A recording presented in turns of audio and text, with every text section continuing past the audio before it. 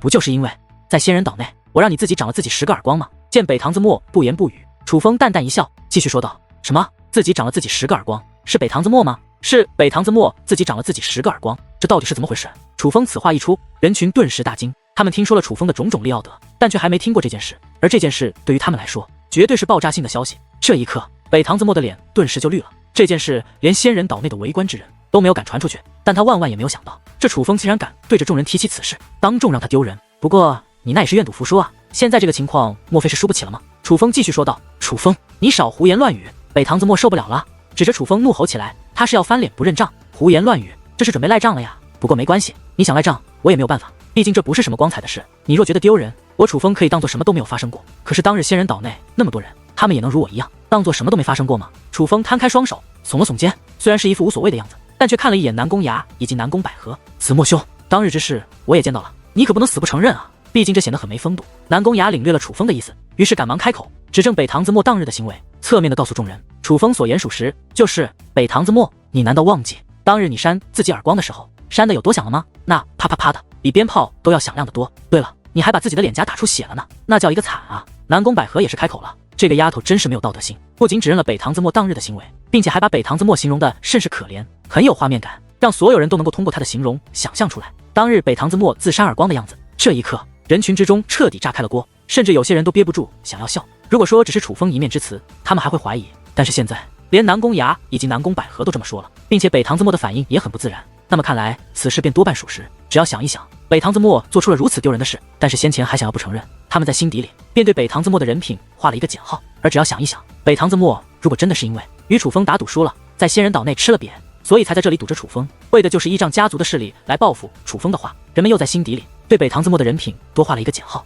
因为北堂子墨的所作所为还真是人品败坏，是一个不怎么样的人。你们够了！这一刻，北堂子墨爆发了，本想收拾楚风的他，想不到在这里又被楚风他们给羞辱了一番。楚风，你凭什么激发10道光圈？你有什么本事？就凭你这9品武王的修为吗？我告诉你，我北堂子墨就是不服你，不管你是不是作弊，我就是不服你！北堂子墨指着楚风，愤怒地吼着，而这也的确是他的心里话。原来是因为这件事，你才怀恨在心。这一刻，楚风淡然一笑，随后说道：天赋这东西，我楚风不是很在乎。当日是你非要我测试的天赋，所以我才测试的。结果测试结束后，你又说我作弊，那我若是作弊，你为何要自长耳光呢？究竟是不是作弊？当日那么多人还看不出来吗？你当别人是眼瞎了吗？楚风连续逼问，句句在理，就连没有看到真相的围观之人都是连连点头，觉得楚风说的很对。你少放屁！谁知道你与练兵仙人是不是早就串通好了？是不是他暗中帮了你？北堂子墨自然不会承认，楚风真的是凭借自己的本事触发了10道光圈。这一刻，楚风叹息着摇了摇头，随后才说道：以前我不知道什么叫做狼心狗肺，现在我知道了。你羞辱我楚风也就算了，竟然还羞辱练兵仙人，你是忘记当日在修炼仙湖内你得到的好处了吗？那可是练兵仙人的心血呀！楚风叹息着质问道，这样才显得北堂子墨忘恩负义。你少转移话题，我就是觉得你的天赋是造假，否则你怎么可能修武这么久？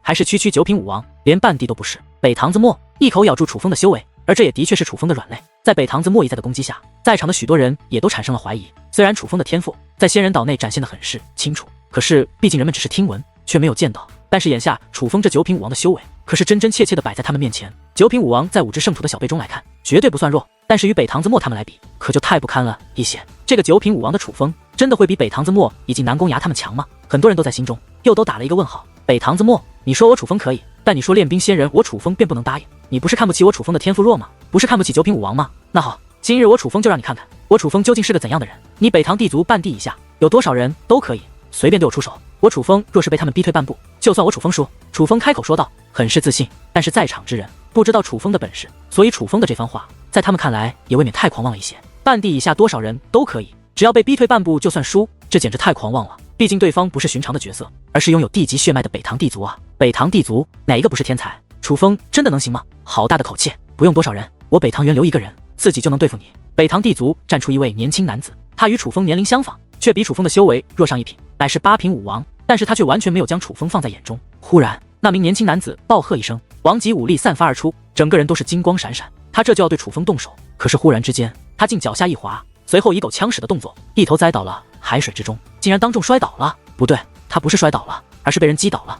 因为在场的许多人都在无形中感受到了一股力量落在了那北堂源流的身上，是那股力量将他压翻在海中的。下一个，就在众人震惊之际，楚风很是平静地开口了：楚风，是楚风做的。听得此话，众人大惊，因为他们都反应过来了，先前那股力量的确是自楚风体内散发而出，的确是楚风击败了北堂源流，他竟连动都未动，只是一击就击败了北堂源流。废物，滚下去！这一刻，北堂子默契的咬牙切齿，上前一脚，直接把那北堂源流踢到了人群之外。本以为教训楚风的机会到了，却想不到这个北堂源流竟如此不中用，他怎能不气？9品武王的，全都给我上！难道我北堂地族还怕了这楚风不成？北堂子默大喊一声，而他此话一出，自人群之中站出4位9品武王，3男1女，个个气息不凡，其中3人都是逆战3品的战力，唯有那名女子稍微弱了一点，是逆战2品的战力。但是此刻，他们3人的额头之上都挂着一个亮闪闪的地字，已经释放出地级血脉的他们，战斗力非常之强，再加上手上都握着极品王兵，他们的气息皆是非常可怕。看来有了前车之鉴后，他们也都不敢大意了，上来就施展出了全力，要狠狠地收拾楚风。得劲！北堂和风斩！忽然，3人同时挥动手中的王兵，刹那间天摇地晃，风起云涌。他们3人不仅皆是使用了的劲武技，并且这还是一种融合武技。3人同时施展而出，威力顿时大增。这一刻，很多围观之人都已退开，毕竟在场之人虽多，但是半地之下也有不少。他们生怕被这武技的余威所伤到。但是楚风距离3人不过不足100米的距离，却站在原地一动不动，是那般的有恃无恐。斩！忽然，3人再度大喝一声，他们对楚风出手了。那肉眼可以看到的3道斩击融合为一体，眨眼间便来到了楚风的近前，要将楚风劈斩开来。他们竟然要下杀手！然而就在那斩击将要劈中楚风之际，竟忽然光芒一闪，随后如微风一般消散开来，未能伤到楚风分毫。而与此同时，那向楚风出手的2名男子，竟同先前那位北堂源流一样，脚下一滑，浪花翻涌，纷纷跌入水中。此时此刻，唯有那名女子还好端端地站在那里，不是楚风对付不了她，而是楚风见她是个女的，手下留情罢了，宰了你。然而这名女子显然没有意识到现在的情况，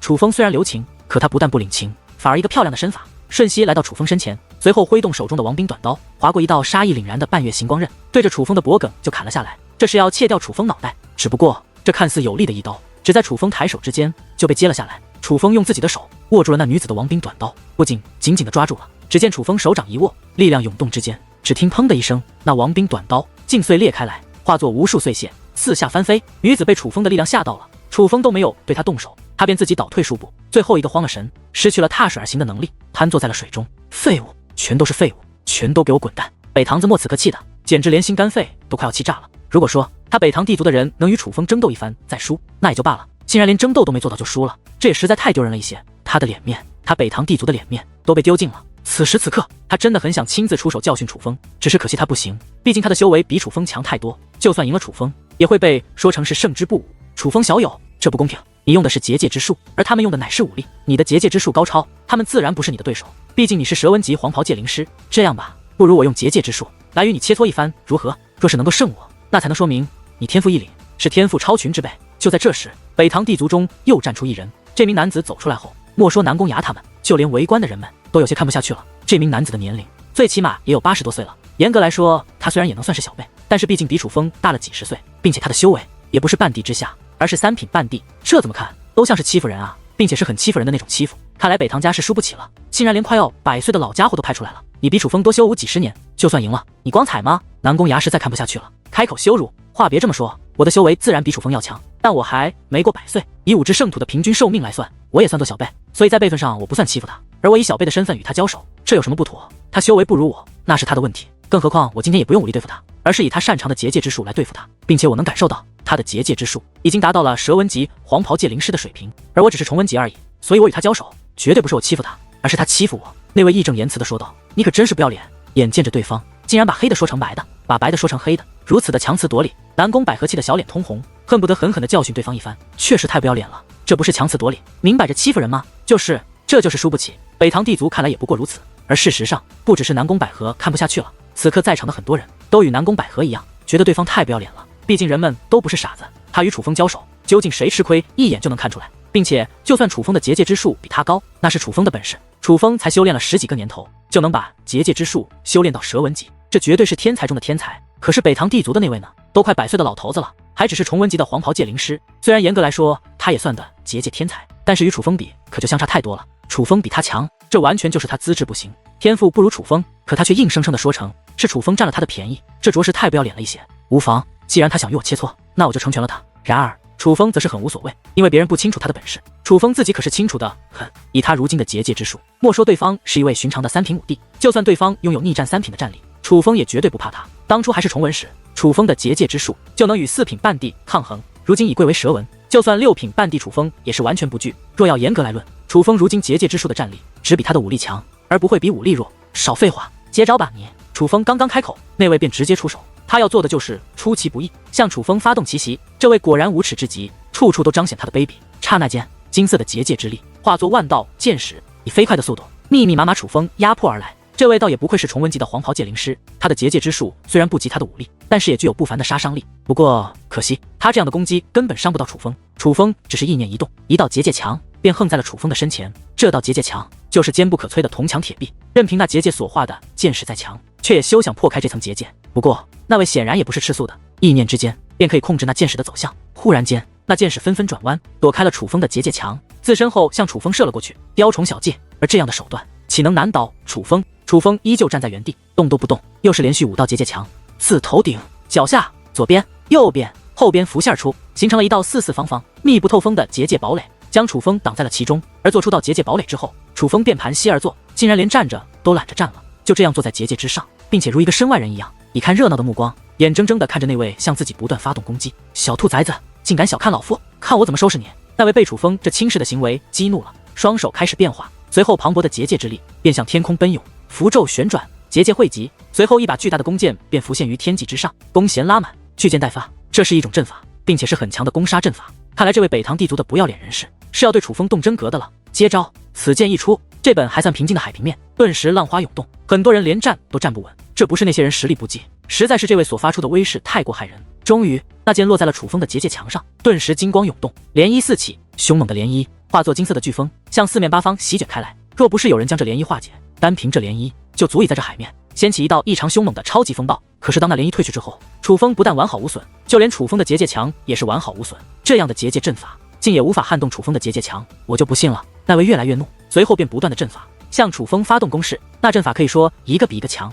一个比一个凶，其中几个更是因为声势太强，看得很多旁观者都为楚风捏了一把冷汗。可是最终的结果却让人们很是意外，无论那人布置怎样的结界阵法，都无法破开楚风的结界墙。到后来，那位的结界之力已是有些跟不上，所布置的阵法已是越来越弱，更是没有破开结界墙的机会。而此刻，距离他们二人交手已是过去了足足半个时辰。足足半个时辰过去，楚风已经低下了头，连看都不看那位了。有耳朵尖的竟然听到了楚风的呼噜声，原来楚风睡着了。这一幕不仅惊呆了围观之人，更是让北唐地族的人一个个觉得脸色发青，觉得很是丢脸。但是他们却也没有办法，因为楚风布置的结界墙的确太坚固了一些。在场的很多人都能感受到，楚风有6品半地的战力，否则根本不可能破开那结界墙。不管他们愿不愿意承认，但他们都已经意识到，这楚风的确很强，他们都低估了楚风。忽然，楚风打了个哈欠，随后伸出双臂，伸了个懒腰，这才站起身来，说道：“我让你打了足足半个时辰，也该轮到我了吧？”什么？楚风此话一出，莫说是那位大吃一惊，就连旁人也是大吃一惊。这话什么意思？楚风是要反击了吗？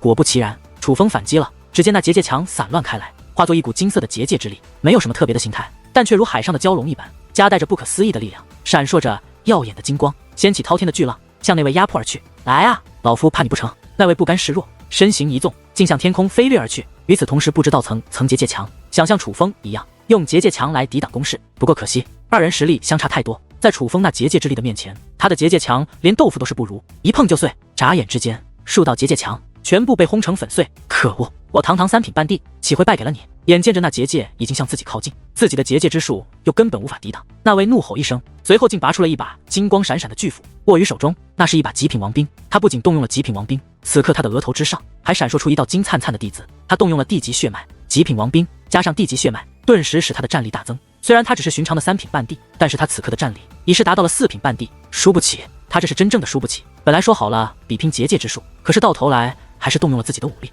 3品半地打9品武王，这不是欺负人，这是什么？此刻很多人都看不下去了，恨不得要联合起来声讨那位不要脸的人士。可是当那位手持王兵，携带必胜的决心，向楚风反攻而去之际，人们却忽然发现，他们想多了，他们的担心根本就是多余的。一声惨叫响起，那位手中的王兵已是自手中飞离。不仅如此，他更是被楚风的结界之力所死死的缠住。只是一个回合，这位动用了武力的3品半地便输了。哪怕他动用了武力，却也依然不是楚风的对手，被楚风的结界之术死死的压制住了。就在人们震惊之际，天际之上又是一道惨叫传来。那结界之力光芒四射之际，一个神龙摆尾，便将北唐地族的那位不要脸人士狠狠地甩落到了水中，浪花四溅，如冲天的水龙。而当那位不要脸的人士自水中浮现之际，狼狈不堪，已是变成了一个彻彻底底的落水狗。这一刻，四周依旧人山人海，可却鸦雀无声。人们都被这一幕彻底的惊呆了。楚风的天赋简直比他们想象的还要强，一位九品武王，凭借结界之力击败了三品半帝，并且还是北唐地族的三品半帝，这是何等实力？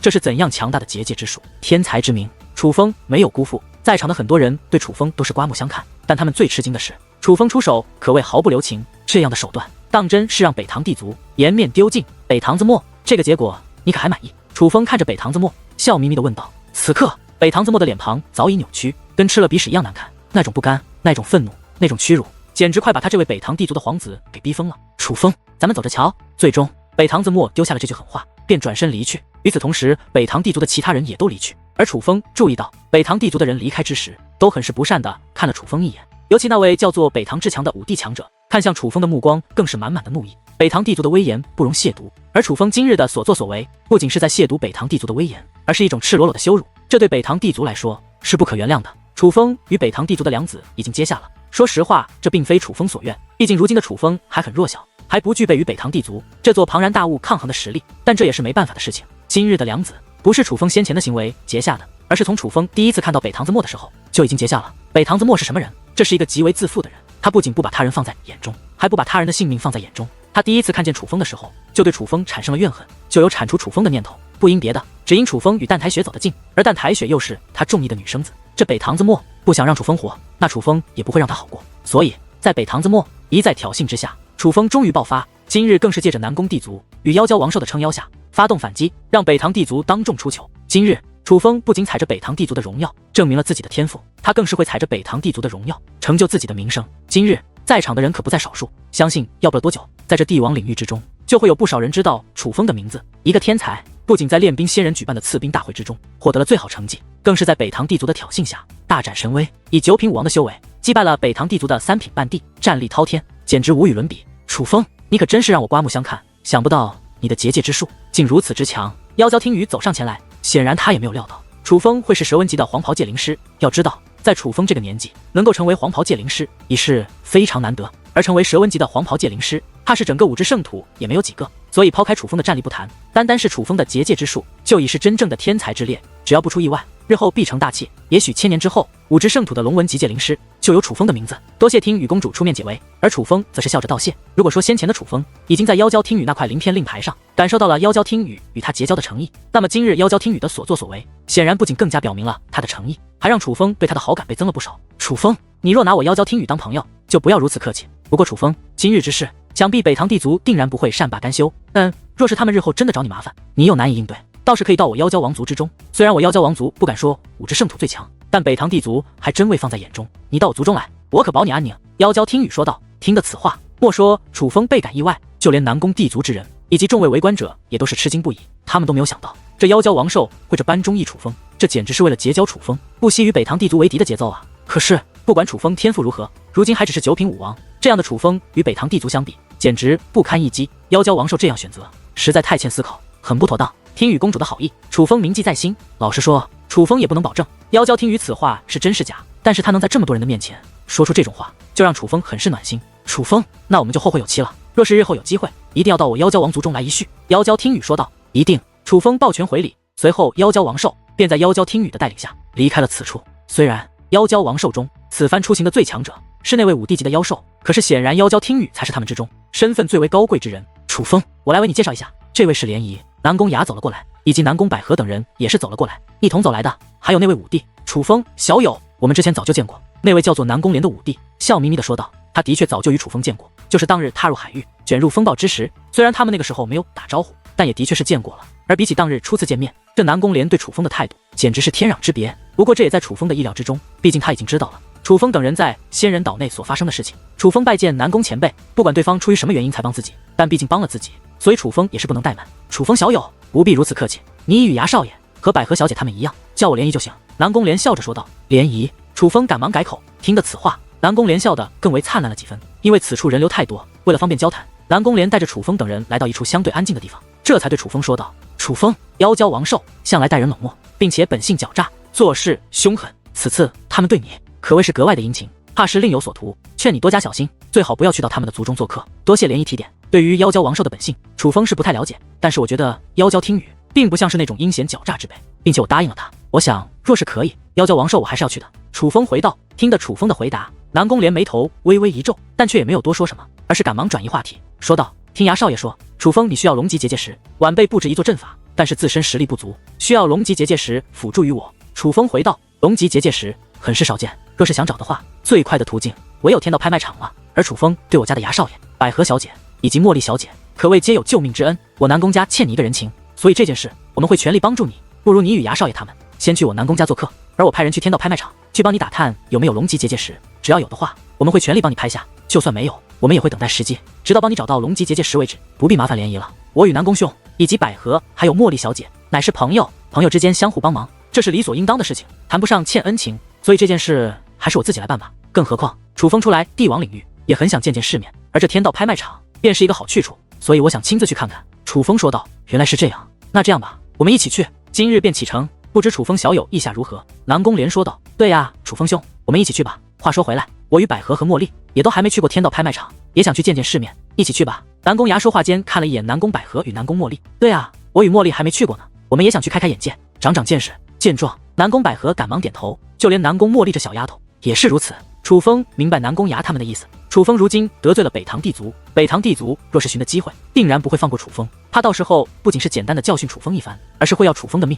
所以南宫牙是想保护楚风，毕竟联谊是一位武帝强者，有他跟随，楚风也会安全得多。而楚风也明白这些道理，所以楚风并未拒绝，而是笑着说道：若是能够同行，自然是更好。在此之后，联谊便让南宫帝族的其他人先自行返回南宫帝族，而联谊则是带着南宫牙、南宫百合、南宫茉莉以及楚风、红强、淡台雪等人前往了天道拍卖场。一路上，联谊也曾向楚风询问关于楚风一些身份的问题，而楚风都是巧妙回答，没有透露过多。联谊是一个识趣之人，见楚风有意想要隐瞒一些事情，他也不再多问，而是向楚风等人讲述起帝王领域许多不为人知的故事。楚风多人同行，路上倒是颇为有趣。而值得一提的是，他们通过远古传送阵传送，联谊竟凭借地级武力制造出一辆战车，将楚风等人全部装在其中。有了这战车，楚风等人不仅能够在传送的过程中继续闲聊，更是加快了传送的速度。而听联谊说，这是武帝特有的本事，他的品阶还只是一品，若是修为能够更高的话，那么这战车的速度会更快。听到这里，楚风更是赞叹武帝的实力，武帝不愧为武帝，种种手段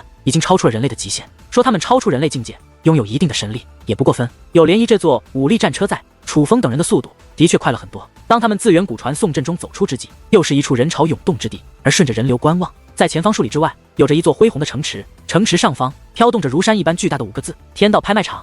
那5个字乃是结界阵法所化，所以不仅巨大，更是光芒闪闪，尤其飘荡于空中，很是耀眼。而那巨大的城门分为多个小的城门，每个小的城门都有2位身穿白色长袍、肩披白色斗篷的人把守着，那便是3府之一天道府的人。而天道府也是被誉为人类势力中最强大的代表，4大帝族在他的面前也是有所不及。天道府的人自命受天道传承，但却很少做替天行道之事，他们的特点只要一个字便可形容：傲。而傲也有傲的本钱，至少此刻出现在楚风视线内的天道府之人，没有弱者，全部都是半地境，想必未达到半地境的也不是没有，只不过都在天道府内修炼。因为楚风听联谊说过关于天道府的事，天道府很爱面子，是非常注重颜面的势力，所以为了彰显他们的实力，天道府有一个规矩，修为不达到半地境，不允许出天道府，就算出天道府，也不允许穿戴天道府的服饰，不可打着天道府的名号。所以只要是穿着天道府服饰的人，基本上就都是半地境的高手。而楚风还注意到，天道拍卖场之外虽然人潮涌动，但是真正选择进入天道拍卖场的人却没有那么多，并且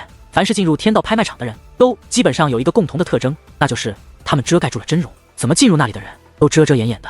南宫百合也注意到了这个情况，好奇的向联谊询问起来：天道拍卖场进那里的人肯定不是闲逛的，而是或是买或是卖，想要做生意的人。虽然在那里面天道府会保你安然，但是出了天道拍卖场，是生是死可就没有人管。拍卖场买卖物品出来后被人劫杀的事情不在少数，为了避免这种事情发生，所以人们在进入天道拍卖场之前就都伪装好了自己。联谊解释道：那我们要不要伪装？南宫百合此话另有深意，他们毕竟是南宫帝族的人，并且还有联谊这位武帝镇守，所以他觉得就算不伪装，应该也没人敢动他们，防人之心不可无。放心，我早有准备，随我来。南宫莲将楚风等人带到了一个偏僻的地方，随后便拿出几件披风，这披风皆是黑色，看着很是普通，但是楚风只看一眼就知道这不是寻常之物，乃是龙纹级黄袍界灵师的所造之物。这披风乃是龙纹级黄袍界灵师所做，虽然看着不起眼，但穿上它就算是武帝也看不出你们的真容，看不穿你们的实力，这乃是至宝，当初族长大人不惜重金用高价买来的。果不其然，如楚风所猜测一样，联谊开始介绍起来，想不到联谊还有这样的宝贝，怎么不早点拿出来？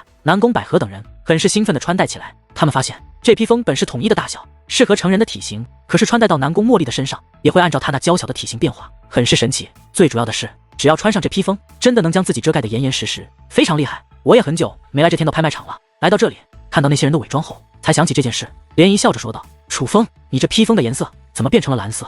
忽然，南宫百合一脸惊讶地说道。而听得南宫百合的话后，人们才注意到楚风的披风竟真的化作了淡淡的蓝色，并且还有着道道漂亮的纹路，比他们这黑色的披风好看多了。这披风虽然是出自龙纹极界灵师的手笔，但是稍微改造一下外貌的话，我还是可以做到的。楚风笑着说道：“楚风哥哥好厉害，茉莉也要，茉莉要淡粉色的。”南宫茉莉兴奋地抱住楚风，央求楚风也帮他改变披风的颜色，而楚风只是将手放在那披风的之上，随后那披风竟真的变化。楚风真的做得到。在此之后，南宫百合就连南宫雅也是央求楚风帮其改变披风的颜色。虽然淡台雪没有要求，但楚风却主动帮他变成了白色，因为楚风知道淡台雪最爱白色。此刻，涟漪看着这样的楚风，目光却变得颇为复杂。这披风连他这位武帝都无法改变，可是楚风这九品武王却改变了，此等潜力让他不得不做深思。随后，楚风等人便穿着披风遮住自己的容颜与气息，来到了天道拍卖场之前。进入天道拍卖场也不是什么人都能进的，需要交纳一定的金钱才行。而拍卖场也分多个品阶，品阶越高的拍卖场，拍卖的物品也最为贵重。楚风等人自然是选择了品阶最高的拍卖场，并且涟漪还买下了贵宾级的座位，可谓一掷千金，豪爽得很。楚风与红强等人本来还想自己出钱，可是涟漪却根本不给他们机会，大有一份楚风若与他争，他便急的架势。无奈之下，楚风等人也只好作罢。而进入天道拍卖场后，涟漪也并没有带着楚风他们直接进入他们的贵宾席位，而是先带着楚风来到了拍卖场的一个禁地。此乃禁地，不得再靠近半步。这里站着多位半地巅峰的人物，楚风等人还未靠近，他们便发出了警告。在那一刻，楚风甚至感受到了凶猛的杀气，那杀气如冰，连空气都被凝结。这种情况之下，楚风等人都是赶忙止步，若再前行，对方定然是要出手的。然而就这种情况之下，涟漪却是继续前行。他不仅前行，身上还散发出柔和的力量，将对方所散发的杀气全部化解。刹那间，这本冰冷的天地竟变得很是温暖。虽不知阁下是何人，但这里的确是我天道府的禁地，还望阁下不要继续前行，否则若是惊动我府的长老，怕是阁下的本事也未必安然。天道府的人都察觉到了涟漪的强横，赶忙收回自己的气息，以一种颇为尊敬的语气警告起来。但是涟漪却并未止步，而是走到了几人的身前，取出一道令牌。这是看到这块令牌，那些人先是一愣，随后便不再刁难，反而主动打开身后的暗门，为涟漪等人开路。想必那令牌不是寻常的令牌，而是一种通行令。楚风等人跟着涟漪进入其中。此刻在门口处，有着长相端庄的女子在两旁守着，见楚风等人进入，便赶忙笑脸相迎，为楚风等人引路。看来这里并非是真正的禁地，而是一种唯有通行令的人才能来的地方。换句话说，这里是唯有一定身份的人才能来的地方。在那两名女子的引路下，楚风等人来到了一座房间之中。这房间不是很大，但琳琅满目的却全部都是至宝，没有一件是凡物。而在这房间之中，还坐着一位老者，这位老者的气息竟丝毫不比涟漪弱，想必也是一位武帝强者。老夫乃天道府的田方成，负责打理天道拍卖场，你们称我为田管事便成。不知几位来到此处需要什么？那位老者笑眯眯地问道。龙级结界石，涟漪也不废话，直入主题，来的真是时候。龙级结界石头可是抢手货，1个月30日的拍卖会中，这龙级结界石能出现几次就不错了。但是你们来得很巧，如今我这里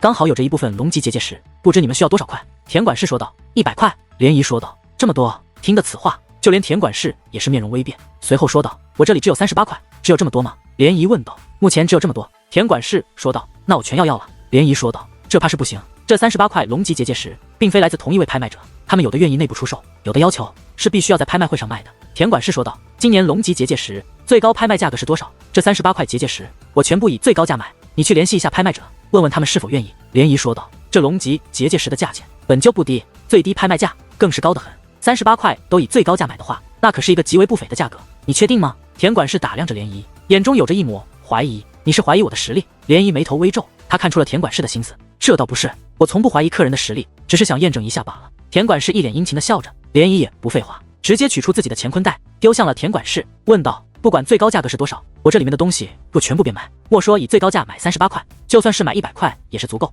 田管事握住乾坤袋，感应了一下其中的物品，随后便喜笑颜开，说道。原来阁下是南宫地族的人，难怪如此的财大气粗。如你所说，以你这乾坤袋内的宝物还真是价值不菲，但是你却也低估了龙级结界石的最高价格。不是我信口开河，只是你这乾坤袋内的物品，若想换购38块龙级结界石不成问题，但若想换100块，还是真是不成，最多也只能换到38块。你说什么？我这乾坤袋内的物品最多只能换到38块龙级结界石？听得此话，涟漪也很是吃惊。我没有骗你，你若是不相信，可以不换。田管事说道。算了，联系一下卖家，问他们是否愿意吧。只要卖家愿意，我就换。涟漪并未犹豫。不必了，若是阁下真愿意以这个价格收购，我便可以做主。田管事露出了奸商的笑容。换。涟漪吐出了这一个字，虽然说得很干脆，但也能听出他多少有些怨言。在这种情况下，谁都知道涟漪是被宰了，可是他却被宰得心甘情愿。虽然现在以最高价来买，很是冤大头，但是他很清楚，若是真的上了拍卖场，那么这些东西究竟是谁的，可就不好说了。哪怕少拍到一个，也是一笔损失，而他不想冒这个风险。那阁下稍等片刻。见状，田管事便收好乾坤袋，转身离去。涟漪，这位也太黑心了，我就不相信那龙级结界实在贵，也不至于贵到这种地步。田管事走后，南宫百合很是不甘地说道：“他应该知道涟漪那乾坤袋内有着多少宝物，无妨能够为楚风小友换到一些龙级结界石，这点小钱算不了什么。”涟漪淡然一笑，随后又取出3个乾坤袋，说道：“我这里还有，等下若有你们想要的东西，就与涟漪说，只要力所能及，涟漪都可以帮你们拍下。”哈哈，涟漪你可真好，见涟漪还有后手，南宫百合才开心地笑了起来。至于此刻的楚风，他也知道涟漪是被黑了，可是因为来的路上，涟漪已经深刻地与楚风探讨过，说无论如何也要帮助楚风购买一些龙级结界石的问题，所以此刻的楚风才没有多说什么。没过多久，那田管事便回来了，他将一个乾坤袋递给了涟漪，握着乾坤袋，涟漪微微一笑，随后便转交给了楚风。楚风接过乾坤袋，脸上也是露出灿烂的笑容。虽然这乾坤袋里面没有其他物品，但却的确有38块龙级结界石，算上楚风所拥有的2块，楚风已经可以凑够40块龙级结界石了。看来阁下很需要龙级结界石，虽然我这里没有了，但是来到此处的客人，想必有人会有。若是阁下真的需要龙级结界石，我倒是有个方法，也许能让你们能够多收获一些。田管事笑着说道。什么方法？涟漪追问道。你们可以拍卖一些物品，然后只兑换龙级结界石，也许有拥有龙级结界石的客人遇到了心仪的物品，就会想要拍卖了。田管事一脸殷勤笑容地盯着涟漪，显然他也知道涟漪还有不少宝贝。那好，我这里面最为贵重的物品全部拿出来拍卖，只兑换龙级结界石。而听得此话后，涟漪也没有犹豫，竟将刚刚那3个乾坤袋全部拿了出来。涟漪万万不可，你已经不惜重金为我买下38块龙级结界石，你对我已是很好，我万万不能再让您破费了。可是就在这时，楚风却出面制止。楚风，你还记得我之前说过什么吗？这没什么的，金钱乃身外之物，重要的是你与少爷和小姐的情谊。涟漪淡然一笑，随后便强行将3个乾坤袋塞给了田管事，而田管事也不客气，开始查探3个乾坤内的物品。查探之后，他却摇了摇头，说道：“你若是还需要62块龙级结界石，怕是这里面的物品也是不够。”什么？这还不够？听得此话，涟漪顿时眉头紧皱。虽说他这3个乾坤袋内的物品谈不上无价，但也都是价值连城之物。这么多价值连城的宝贝，都兑换不到100块结界石，这龙级结界石究竟是多贵？我真不骗你，你这乾坤袋内的物品的确是价值不菲。可是拥有龙级结界石而有不卖的人，大多数都是界灵师，而界灵师需要的是什么？乃是与结界或者界灵有关的物品。只有遇到这种物品，他们才会拿龙级结界石来换。而你这乾坤袋内宝贝虽然很多，但是与界灵之术有关的物品却并不多。田管事说话之间，自3个乾坤袋内取出了5样物品，个个都是蕴含特殊力量的至宝。楚风一看就知道这5件物品很是珍贵，对结界之术有着很神奇的效果。你这里面只有这5件可以卖，我若帮你定价，在有人愿意拍的情况下，应该可以兑换到20块龙级结界石。不过这不排除有人喜欢，会竞拍。竞拍的话，价格自然会更高，但若没人需要，你就1块也兑换不到。你确定要拍卖吗？你如果愿意拍卖，我便不收你手续费了。田管事这番话说的倒还算实在一些，想必是先前涟漪先前拿整整一个乾坤袋内的物品换了38块龙级结界石，的确是让他大赚了一笔。拍，涟漪连3个乾坤袋都舍得，怎么会舍不得这区5件物品？其实你们身上这披风才是真正的宝贝，不知想不想卖？若是想买，定能卖出大价钱。田掌柜打量着楚风等人身上的披风，笑眯眯的道：“抱歉，这披风不卖。”楚风一口回绝，身为蛇纹级黄袍界灵师，他很清楚这披风的价钱，这是非常昂贵的宝贝。就算他很需要龙级结界石，但他也不能让涟漪拿这样的至宝兑换。而这一刻，涟漪也是没有说话，显然他也是不想用这披风兑换龙级结界石，否则他一定会开口。没关系，你们若是还有其他与界灵之术有关的东西，都可以拿出来，也许能够换到龙级结界石。田掌柜说道：“你觉得这个能兑换到多少龙级结界石？”楚风自乾坤袋内取出一部分应风寒冰以及一颗深海红珍珠。深海红珍珠是之前红强赠予楚风的，而这应风寒冰乃是应风古村马老村长赠送楚风的。应风寒冰，楚风知道对应风古村有着很重要的作用，并且自己若是布置禁忌阵法，也是需要一定的数量，所以尽管楚风有着一大部分应风寒冰，但却只拿出了1/3。这个是件宝贝，但远不如龙级结界石珍贵，怕是一个都兑换不到。田管事直接将深海红珍珠还给了楚风，看着那直接被退回的深海红珍珠，楚风终于知道了龙级结界石的价格，这还真是价值不菲，居然深海红珍珠连1块龙级结界石都换不到。这个我若没有猜错，是应风寒冰吧？联盟领域内应风古村的宝贝，对界灵师来说的确很有用，但若换龙级结界石的话，这样1块的话，应该能换到10块龙级结界石。田管事也给应风寒冰评出了价格。这一刻，楚风还真是肉痛，那可是他手上1/3的应风寒冰，这样一大块应风寒冰，居然只换到10块龙级结界石，这真是超乎楚风的想象。这只是起拍价格，如果需要这宝贝的人多的话，就会竞拍，竞拍的话肯定会更高一些。你要拍吗？如果你拍，我同样不收你的手续费。见楚风犹豫，田管事补充道，他已经把话说得很清楚了，看样子他不是在黑楚风，毕竟拍卖的话，楚风也能够看到竞拍过程。好，拍。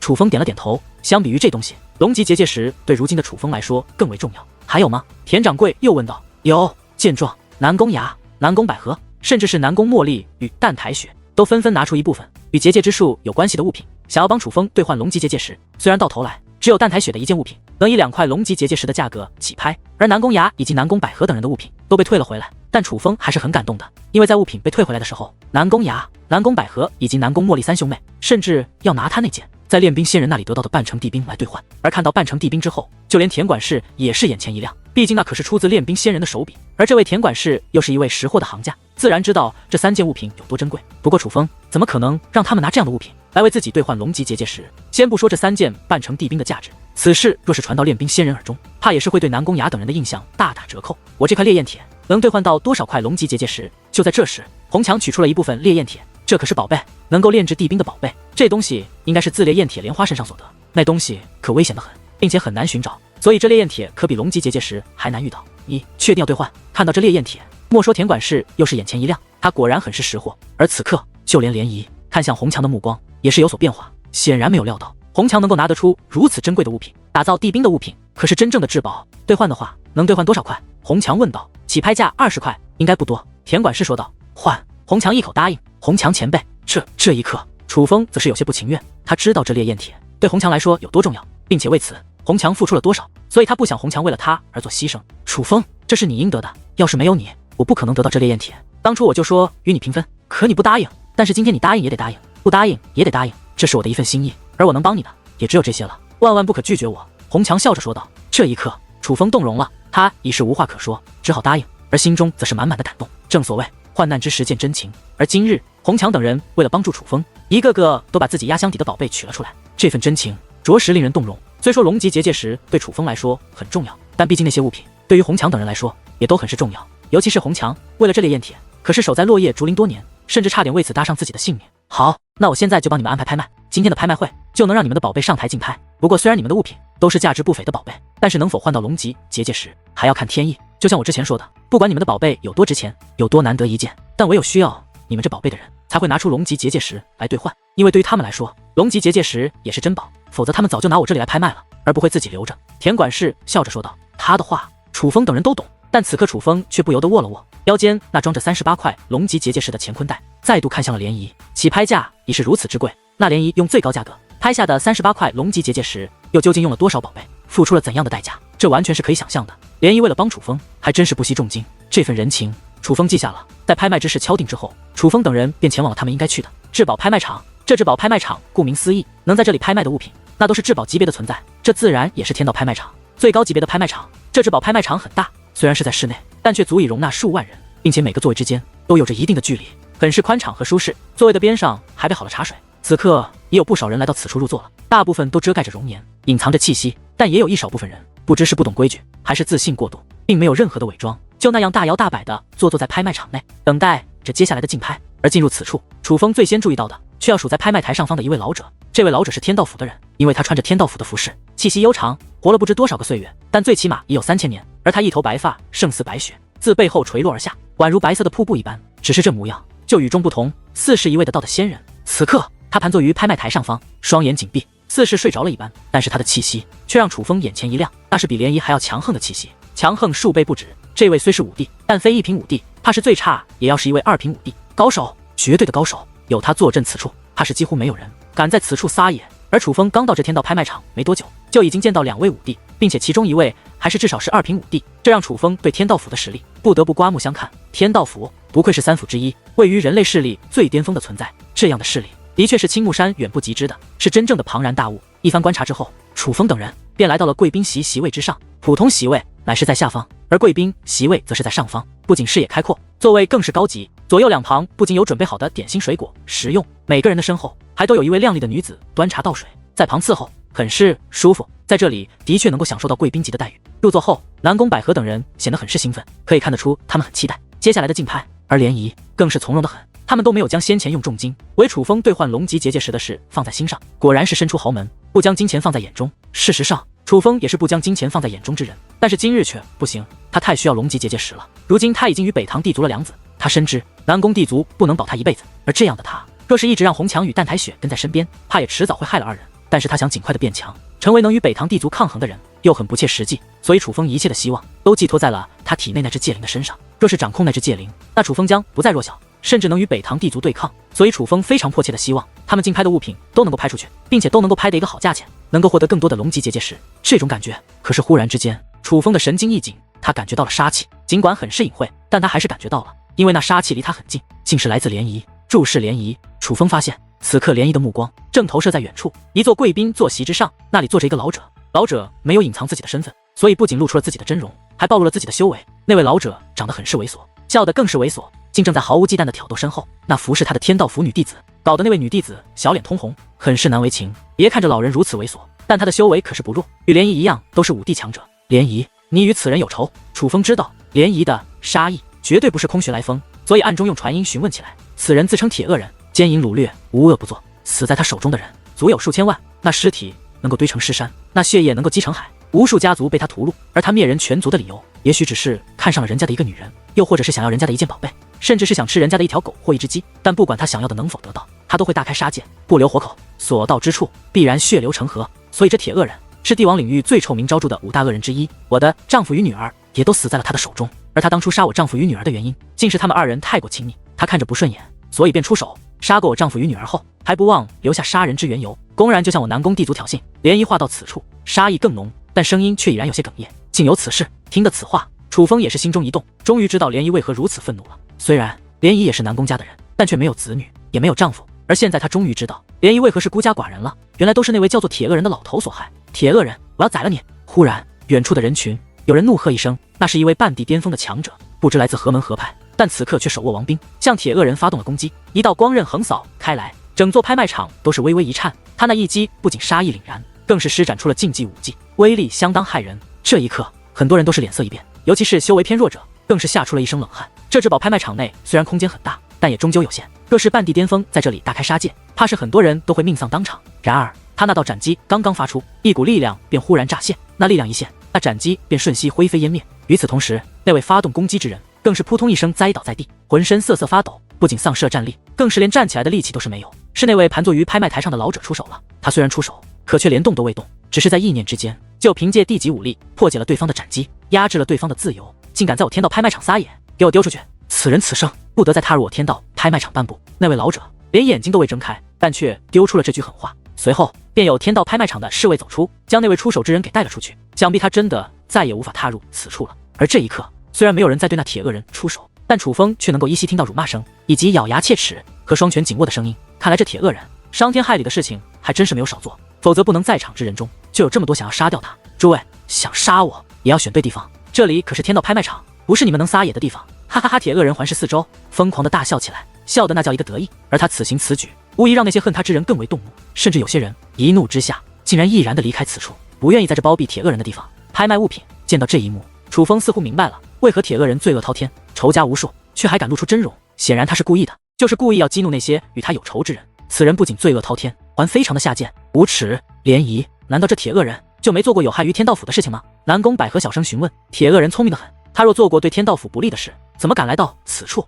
算了，此事作罢，不要再提，就当没见过此人吧。涟漪转过头来，装作没事人一样，不再去看铁恶人。但楚风却能感受到涟漪的杀意不减反增，他是在克制，因为他知道，就算他想动手，也根本做不到。在铁恶人之事过了有3个时辰，天色已黑之时，这至尊拍卖场的人早已爆满，几乎是座无空席。而又过了没有多久，一名美艳的女子便登上了拍卖台。这名女子长得很是性感，且妖娆的很，一举一动都是极为的诱人，并且修为也是不弱，竟是半地巅峰。这女子的真实年龄不谈，但是她的人气可是极高，刚一上场就引起了阵阵欢呼，不因别的，只因她是这拍卖场的当家拍卖师，一举一动都能调节气氛，就算不是很值钱的物品，由她来拍卖都会变得值钱不少，这也是一种本事。拍卖正式开始了，第一件出场的至宝便很引人瞩目，那是一件半成地兵，虽然是仿造品，但是质量也是非常不错，这样的兵器很是抢手，竟拍到了一个非常不错的价格。而在第一件之后，竟又连续拍卖了3件仿造版的半成地兵，虽然最终成交交个都不如第一个价格高，但是价格也都非常不错。而半成地兵如此抢手，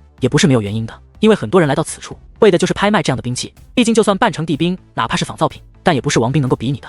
而事实上，很多半地强者都是不具备半成地兵的，哪怕仿造版也没有。从先前那位对铁恶人出手的半地巅峰，使用的是王兵，就看得出来了。仿造版的半成地兵也都是供不应求的宝贝。总共4件半成地兵之后，便开始拍卖药品，那都是界灵师炼制的药品，各种药效都有。而其中品质最好的，便是一种能够在短时间内提高战力，但却不会造成反噬的药。这种药不是禁药，但却比禁药贵得多，并且这种药非常的抢手。虽然价格不如半成地兵，但却也是供不应求的宝贝，众人竞争的很是激烈。原来丹药也能这么值钱，这东西我也可以炼制啊！看着那被众人用高价争抢的药品，楚风眼前一亮，心中一动。他掌握了90神图内的所有阵法，而90神图内什么阵法都有，其中自然也有炼药与炼器的阵法。虽然炼器要求很高，哪怕目前的楚风也炼制不出太好的兵器，但是炼制丹药则相对简单的多。以楚风如今的实力，只要有足够的材料，完全是可以炼制的。自打今日兑换龙级结界石之后，楚风最深的感触就是发现自己好穷，简直太穷了。若不是连以死活要跟来，并且一掷千金的为他买龙级结界石，也许今日楚风的收获真的要少上很多。但是现在他却发现了一个发家致富的方法，那就是炼制丹药，炼制各种对战斗有帮助，但却不会造成反噬的丹药。并且楚风虽然现在身上除了苍冥金刚铁之外，没有什么真正的至宝，但是却有很多药材，很多稀奇的药材都有。若是炼制普通一点的丹药，是绝对足够的。也就是说，楚风根本就不用再花重金去购买材料，就能炼制卖钱的丹药，这简直是妙不可言。想到这里，楚风总算舒心了不少。正所谓一分钱难倒英雄汉，他今日深有体会。但是今日之后，他会尽量的摆脱这种窘境。诸位，下面这件物品乃是一件收藏品，虽然它的实用性不高，但是它的收藏价值可是非常之高。有收藏爱好的朋友可千万不要错过。在一番丹药的拍卖之后，拍卖台上终于换了一辆拍卖车。那拍卖车上摆放的拍卖物有西瓜大小，此刻被一个金布覆盖着。那金布可不是普通的布，它能够封锁那物品的气息，也能阻挡他人的感应，会为拍卖品增加几分神秘色彩。本来楚风对于什么收藏品是毫无兴趣的，可是当拍卖师掀开金布之后，楚风却是眼前一亮，就连心跳也是变得加快了不少。那是一个天地奇物，虽然被人金雕玉琢过，成为了一个很漂亮的摆设品，但是楚风还是一眼就看出这是一个天地奇物，并且其中还蕴藏着狂暴的天地能量。虽然那天地能量被封印了，并且还是一种很强的封印，所以导致寻常人根本都感受不到那狂暴的天地能量。但是楚风还是一眼就看了出来，这个天地奇物，他若是得到，便可以想办法破开那封印的结界。只要破开结界，他便能够炼化。只要将其炼化，楚风就算不能突破到半地境，也是能够积累一定的力量。这东西不错，虽然没有实用价值，但是的确是难得的收藏品。怎么拍卖啊？此物一出，不少人都产生了浓厚的兴趣。毕竟这是一件天地奇物，并且被打造的堪称完美，的确是难得的收藏品。此物只卖练兵的好材料，没有底价，大家任意抢拍，品质最佳、价值最高者可得。拍卖师笑眯眯地说道。与此同时，将那妩媚的目光扫向人群，单看人们的踊跃度，他就知道又是一场激烈的竞价厮杀将要开始了。